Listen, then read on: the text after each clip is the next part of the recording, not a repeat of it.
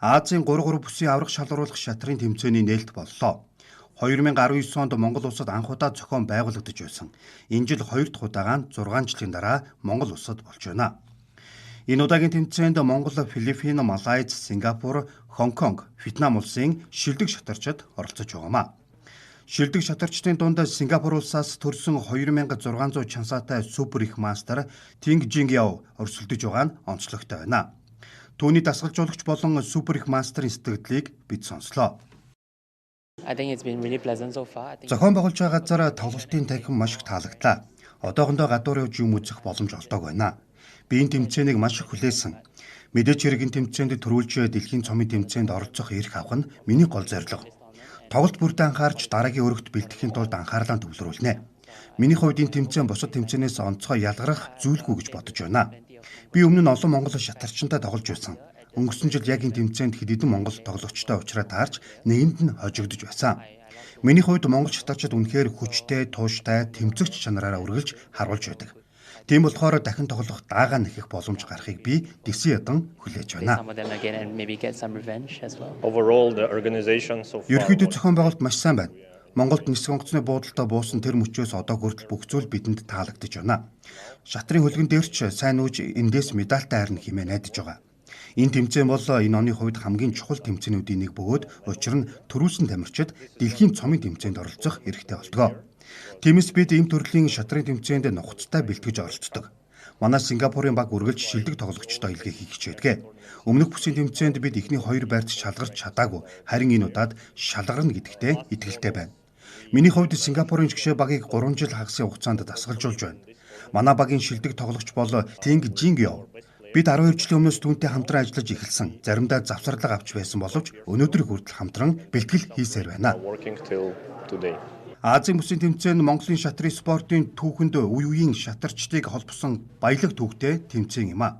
Одоогоос 65 жилийн өмнө буюу 1960 онд бүгд найрамдах энэтхэг улсад зохион байгуулагдсан бүс хоорондын тэмцээнд Монгол улсын аврах шатарчин, Монгол улсын гавьяат багш, хэл бичгийн шинжилгээ ухааны доктор профессор Сүрэнгийн Мөмө анхлан оролцож 3 дугаар байр эзэлж байсан түүхтэй.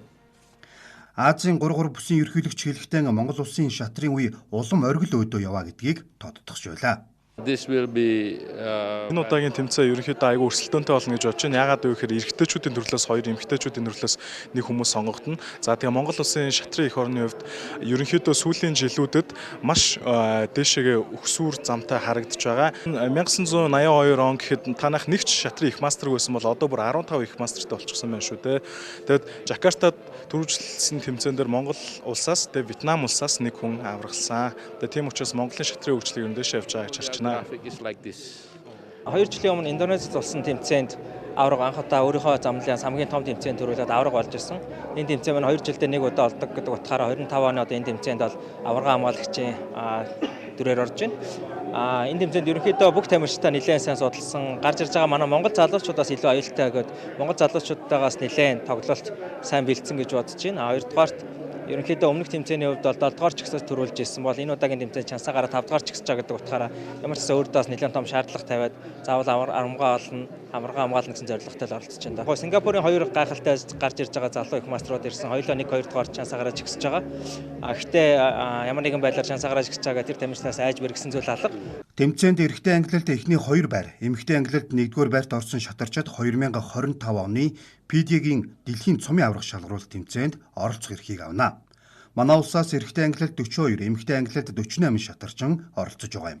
Азийн бүсийн аврах шалгаруулах 3 тэмцээн бол 2 дахь удаа Монгол улс зохион байгуулж байгаагаар онцлогтой.